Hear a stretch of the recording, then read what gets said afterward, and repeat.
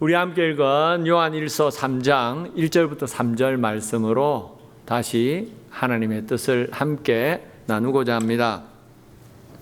우리가 살고 있는 요즘 이 민주주의 사회에서는 모든 사람들은 법 앞에서 평등합니다. 하지만 100여 년 전, 100몇십 년 전 온 세상은 모든 사람이 법 앞에서 평등한 것이 아니라 곳곳에 엄연한 신분의 차이가 있는 불평등 사회, 신분 제도가 있는 그런 사회였습니다. 한국도 130여 년 전에는 신분이 각각 나누어져 있는 신분 사회였습니다. 조선시대 신분 제도는 4가지 신분으로 나눠져 있었는데 우리가 잘 아는 조선 사회의 최고 지도자 계층이었던 양반 계급이 제일 위에 있었고 그 다음에 양반들의 학업 관리 노릇을 하던 중인 계급이 있었습니다. 그리고 그 뒤에 대부분의 평범한 사람들이 속해 있었던 양인 평민 계급이 있었고 마지막에 최하위 사회의 마지막 하위 계층인 천민들이 있었습니다. 천민들은 특별히 최하위 계층으로 대부분 노비들이었는데 노비들은 사람 대우를 받지 못했습니다. 자신을 소유한 양반 계급 주인들의 재산으로 취급받았습니다. 그래서 자기 집 노비가 아이를 낳으면 그 집 주인의 재산이 늘어나는 것이었고 노비는 재산의 일부였기 때문에 주인이 마음만 먹으면 언제든지 사고 팔 수가 있었습니다. 그러니까 주인이 팔면 자기가 낳은 자식과도 그냥 생이별을 해야 되는 것이 노비의 처량한 신세였습니다. 또 양반들 중에는 자기가 부리는 노비들을 학대하는 사람들이 많이 있었는데 주인의 학대를 견디다 못해서 도망을 치는 노비들도 많이 있었다고 합니다. 하지만 대부분의 노비들은 자기들의 처지를 운명으로 받아들이고 멸시받고 천대받으면서 살아갔지만 그냥 체념하면서 살았습니다. 왜냐하면 신분은 자기가 선택하는 것이 아니고 태어날 때에 자기의 혈통을 따라서 집안에 따라서 그냥 그렇게 정해져 버리는 것이었기 때문입니다. 그런데 그런 철저한 신분 사회였던 옛날에도 간혹 정말 마음씨가 좋은 주인을 만나서 노비 신분에서 해방이 되는 사람들이 있었다고 합니다. 조선 중종 때 반석평이라는 사람은 원래 노비였지만 나중에 형조 판서의 직위에까지 올라간 사람이었습니다. 그는 양반집의 노비였는데 어릴 때부터 아주 똑똑하고 명석해서 글 공부를 하고 싶은 마음이 많았습니다.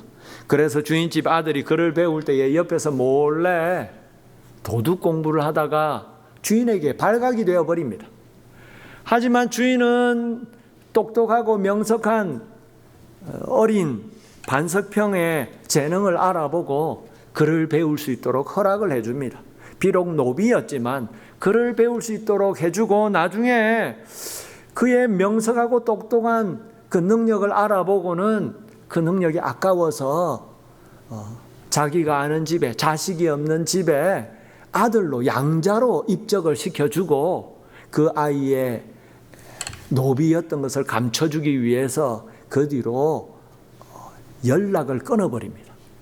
그렇게 해서 남의 집에 양자가 된 반석평은 열심히 공부를 해서 장원급제를 하고 나중에 형조 판서에까지 오르게 된 것입니다. 그리고 수십 년이 지난 어느 날 형조 판서가 된 반석평이 가마를 타고 궁궐로 아침에 입궐을 하는데 길에서 거지꼴이 된 주인집 아들을 발견합니다. 그 모습을 보고는 당장 가마를 세우고 가마에서 내려서 땅바닥에 곧바로 엎드려 주인집 아들에게 큰 절을 올립니다. 그리고 나중에 집에 데려와서 극진히 대접합니다. 나중에 반석평은 임금님께 상소를 올립니다. 저는 사실 노비였습니다. 자신의 신분을 솔직히 실토하고 자신의 관직을 박탈해주고 대신에 자기 주인집 아들에게 벼슬을 내려줄 것을 간청했습니다. 그 상소를 읽은 임금님은 그를 기특하게 여겨서 형조 판서의 직을 계속 유지할 수 있게 해주고 주인 아들에게도 벼슬을 내려 주었다고 합니다. 여러분, 노비였던 반석평, 평생 사람 대우받지 못하고 그렇게 천대받으면서 노비로 살았어야 했는데 그런 자신을 아무런 대가 없이 노비 신분에서 자유하게 해주고 풀어주고 자신의 인생의 앞날을 열어줬던 그 주인을 그는 평생 잊지 못했을 것입니다.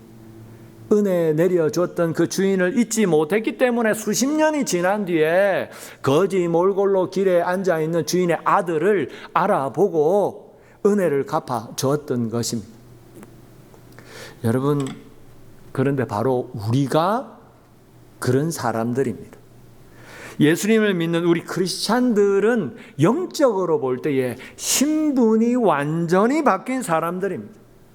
영적으로 볼 때 우리는 하나님을 모르고 마귀와 죄의 종노릇을 하면서 지옥으로 향해 갈 수밖에 없는 그런 처지였는데 하나님은 아무 공로 없는 우리를 아무 대가 없이 조건 없이 하나님의 아들로 딸로 삼아 주신 것입니다. 그래서 오늘 1절 말씀에 이렇게 기록되어 있습니다. 1절 다시 볼까요?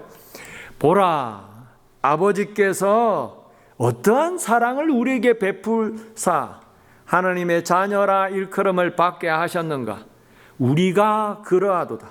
그러므로 세상이 우리를 알지 못함은 그를 알지 못함이라. 여러분, 우리가 하나님 앞에서 잘한 것이 아무것도 없습니다. 하나님 앞에서 상 받을 만한 것이 아무것도 없습니다. 아무런 잘한 것도 없고 아무런 내세울 것이 없는데 하나님은 아무것도 요구하지 않으시고 아무 대가 없이 그냥 우리를 사랑해 주셔서 은혜 베풀어 주셔서 조건 없이 우리를 택하셔서 하나님의 자녀 삼아 주신 것입니다. 평생 죄나 지으면서 그냥 이 육신의 세상에서 그냥 그렇게 살아가야 되는 우리의 종노릇해야 될 처지를 아시고 노비같이 살아가야 될 우리를 구원하셔서 세상을 다스리시는 하나님, 세상의 통치자가 되는 하나님의 아들과 딸이 되게 해주신 것입니다. 그렇게 신분을 변화시켜 주신 것입니다. 여러분, 그래서 우리는 이제 이 믿지 않는 세상 사람들과는 달라야 합니다. 어떻게 달라야 할까요? 첫째로 우리의 소망이 달라야 합니다. 2절 말씀 계속 볼까요? 사랑하는 자들아, 우리가 지금은 하나님의 자녀라. 장래에 어떻게 될지는 아직 나타나지 아니하였으나 그가 나타나시면 우리가 그와 같을 줄을 아는 것은 그의 참모습 그대로 볼 것이니 이 때문이니. 예수님을 믿고 하나님의 자녀가 된 우리는 이 세상 사람들과는 다른 소망이 있어야 합니다. 어떤 소망이라고 하십니까? 예수님이 이제 다시 오시면 우리를 부활하셔서 영광스러운 모습으로 변화되신 그 예수님의 몸처럼 우리의 몸도 그렇게 영광스러운 몸으로 다시 부활시켜 주신다는 것입니다. 우리의 영혼을 구원하실 뿐만 아니라 우리의 육신도 변화시켜 주시고 구원받게 해주신다는 것입니다. 여러분, 사람들은 누구나 이 땅을 살아가면서 크고 작은 소망이 있습니다. 인생을 완전히 포기한 사람이 아니라면 이 세상에서 누구나 평생을 살면서 하고 싶고 이루고 싶은 소원들이 있습니다. 세상에 태어나서 열심히 공부해서 세상에서 출세해서 많은 사람들에게 존경받고 인정받고 또 부유하게 윤택하게 돈을 벌어서 그렇게 남부럽지 않게 사는 것, 세상 사람들은 누구나 그런 소원이 있습니다. 사람들을 이리저리 부리는 권력의 자리에 앉고 싶어하는 사람들은 법대를 가서 변호사 시험에 합격해서 사람들 위해서 사람들을 부리면서 살고 싶은 소원이 있습니다. 의대를 나와서 의사가 되기를 원하는 의사 지망생들은 전문의가 되어서 개인 병원을 개업하고 나중에 큰 병원이 되면 병원장이 되고 유명한 의대의 교수가 되어서 많은 사람들의 존경을 받고 싶어 합니다.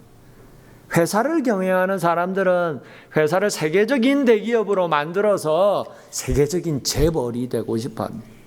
뭐 꼭 그런 거창한 소원이 아니더라도 사람은 누구나 살아가면서 크고 작은 소망이 있지 않습니까?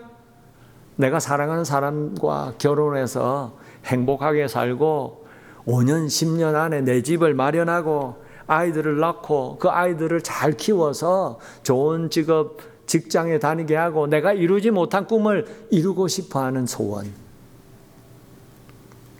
여러분, 이 세상에 살아가는 사람들 누구나 다 그런 소망이 있습니다. 소원이 있습니다.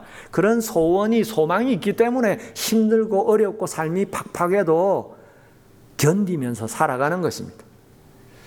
여러분, 그런데 예수님을 믿는 우리 크리스찬들은 그런 세상 사람들의 일반적인 소망과는 또 다른 소망이 있어야 한다고 하십니다. 왜냐하면 믿는 우리 크리스찬들의 최종 인생의 목적지는 이 땅이 아니기 때문입니다. 우리 믿음의 삶의 최종 목적지는 어디입니까?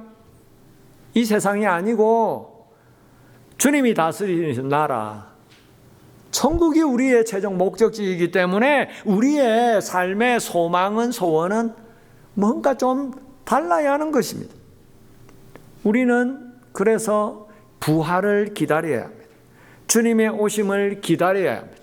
빌립보서 3장 말씀에는 그래서 사도 바울이 이렇게 고백했습니다. 그러나 우리의 시민권은 하늘에 있는지라 거기로부터 구원하는 자 곧 주 예수 그리스도를 기다리라니. 21절 그는 만물을 자기에게 복종하게 하실 수 있는 자의 역사로 우리의 낮은 몸을 자기 영광의 몸의 형체와 같이 변하게 하시리라. 이게 무슨 말입니까?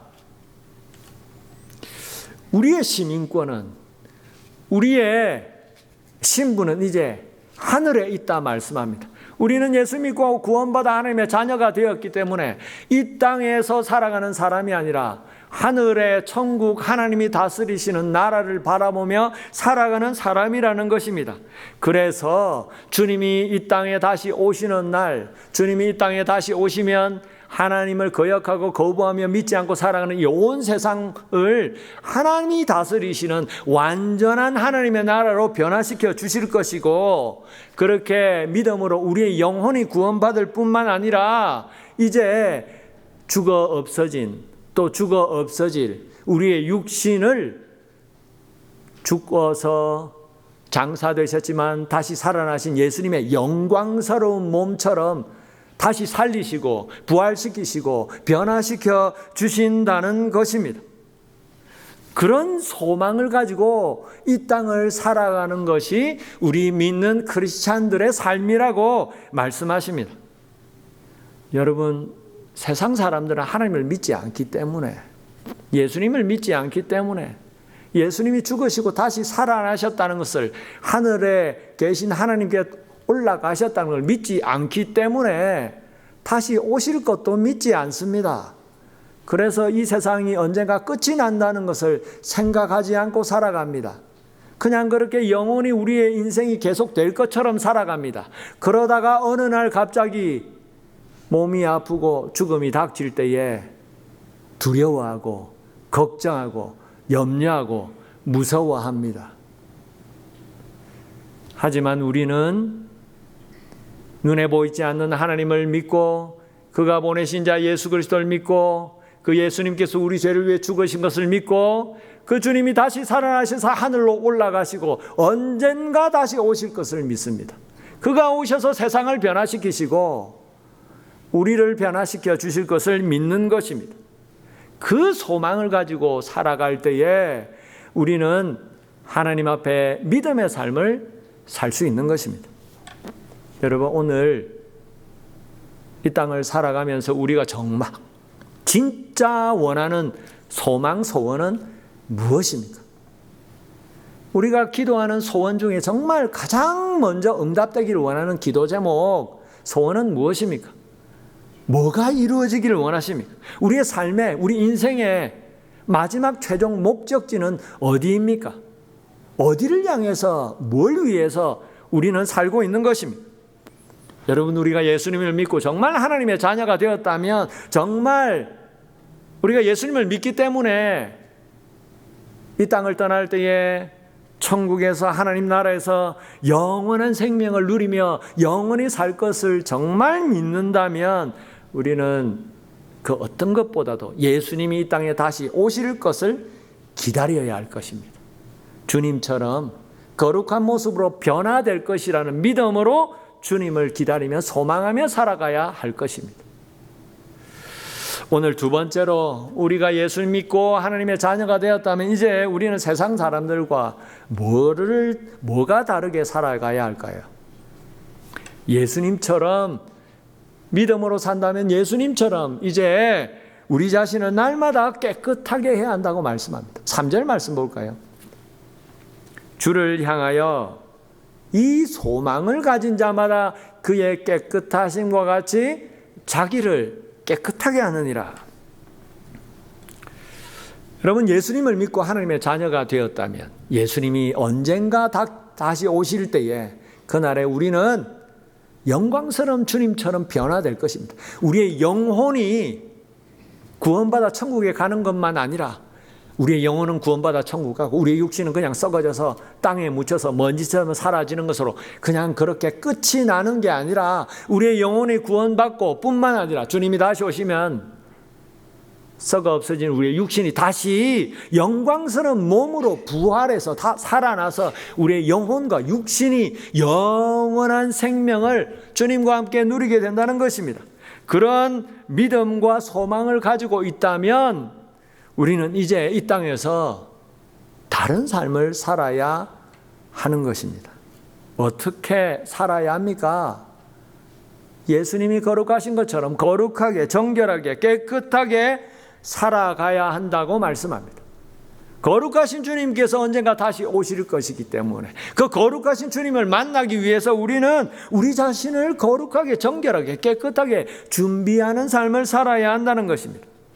세상 사람들처럼 내 만족을 위해서 내가 뭔가 원하는 그걸 이루기 위해서만 사는 게 아니라 하나님의 뜻을 이루면서 살아가야 한다는 것입니다. 18세기에 영국의 정치가 중에 윌리엄 윌버포스라는 사람이 있었습니다. 그는 25살에 예수님을 믿고 인생의 가치관이 완전히 달라집니다. 25살 이전에 예수님을 만나기 전에는 이 세상에서 뭔가 사람들에게 존경받고 유명해지고 이 세상에서 부와 종기를 누리면서 살기를 원했지만 25살에 예수님을 믿으면서 삶의 목표가 달라져 버렸습니다. 이 세상에서의 눈에 보이는 육신의 세상이 이 땅의 삶이 전부가 아니라는 것을 깨닫고 세상 사람들은 출세의 길을 쫓아가는 게 아니라 이제는 하나님의 뜻을 따라 영원한 삶을 소망하면서 살아야 되겠다고 결심합니다. 그리고 거룩한 삶을 이 땅에서 살면서 어떻게 사는 것이 하나님의 뜻인가 고민하며 기도하다가 어느 날 노예 제도를 없애고 폐지하는 것이 자기 인생을 향한 하나님의 뜻인 것을 깨닫게 됩니다. 그리고 그것을 인생의 목표로 삼고 정치가가 되기로 결정합니다. 그렇게 결심한 윌리엄 윌버포스는 30살에 영국의 하원 의원에 당선이 되고 그 뒤로 오직 하나님이 자신에게 주신 노예제도 폐지 운동을 위해서 온 인생을 바칩니다. 그렇게 열심히 노예제도를 폐지하고 하나님이 기뻐하시는 거룩한 삶을 살기 위해서 전심전력한 그는 48살에 드디어 영국 의회에서 노예 무역 폐지를 결정하는 일을 이루어냅니다. 그리고 노예 제도 폐지를 결심한 지 해가 지난 62살이 되는 때에 노예제도가 영국에서 완전히 폐지됩니다. 그리고 2년 뒤 64세에 그는 정계에서 은퇴하고 마지막 72세가 되는 해에 영국이 다스리는 대영 제국 모든 나라에서 노예 해방법이 통과가 됩니다. 그렇게 노예 해방법이 통과된 지 2개월 뒤에 그는 하나님의 부르심을 받고 이 땅을 떠나게 됩니다. 여러분, 윌리엄 윌버포스는 세상에서 사람들이 누리는 온갖 부와 권력을 누릴 수 있었지만 하나님 앞에서 주님이 오실 그때를 기다리며 주님의 나라에 들어갈 것을 간절히 소원하는 소망이 생겼기 때문에 하나님의 뜻을 따라 거룩하고 가치 있는 삶을 살기를 원했습니다. 그렇게 기도하면서 하나님 앞에 어떻게 거룩한 삶을 드려야 될지를 고민하면서 주님의 뜻을 찾고 이 땅에서 노예제를 폐지하고 모든 사람들을 하나님 앞에 이롭게 만드는 그 일에 헌신하고 결국 그 뜻을 이루고 주님의 부르심을 받았습니다. 하나님의 뜻을, 자기 인생을 향한 하나님의 계획을 깨달았기 때문입니다.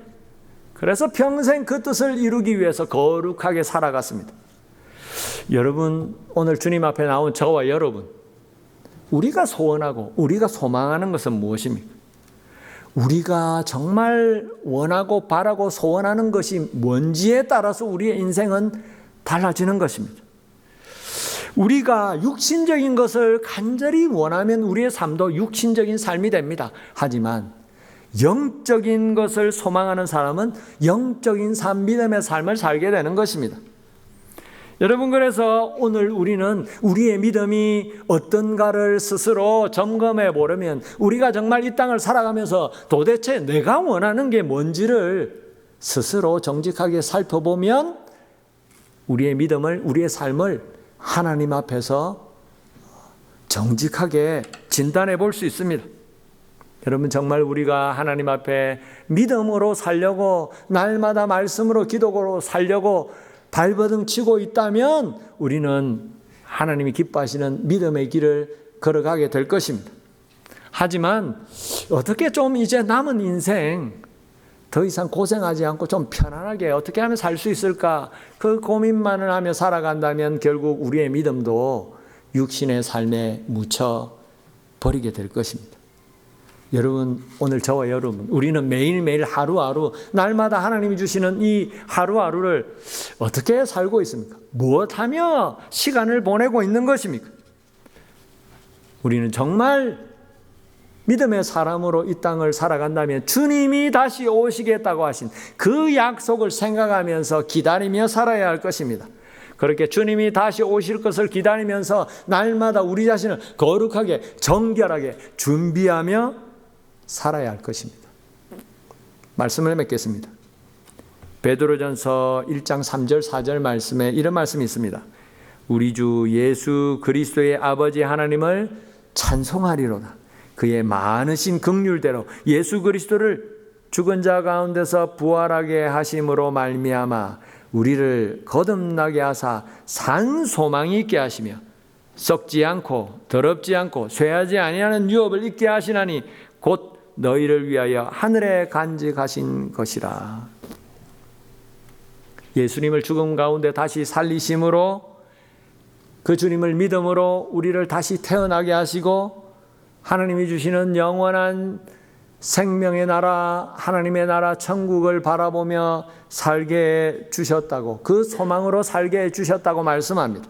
그래서 믿음의 사람들은 천국을 소망하며 주님이 다시 오심을 기다리며 살아갑니다. 마지막 날 주님이 언제 오실지 모르지만 다시 오시면 우리는 영광스러운 모습으로 변화될 것을 기대하면서 살아가는 것입니다. 그래서 우리는 오늘도 우리를 준비해야 합니다. 하나님 앞에 거룩하게, 정결하게, 깨끗하게 하나님의 뜻을 따라 살아가야 합니다. 우리가 그렇게 주님이 다시 오실 것을 간절히 기다리면서 날마다 하나님 앞에 믿음으로 살아간다면 마지막 날 정말 주님이 갑자기 이 땅에 임하실 때에 두려워하지 않고 무서워하지 않고 주님 앞에 담대하게 떳떳하게 나아갈 수 있는 저와 여러분 될 줄 믿습니다. 오늘도 그렇게 믿음으로 살아가는 저와 여러분 되기를 축원합니다.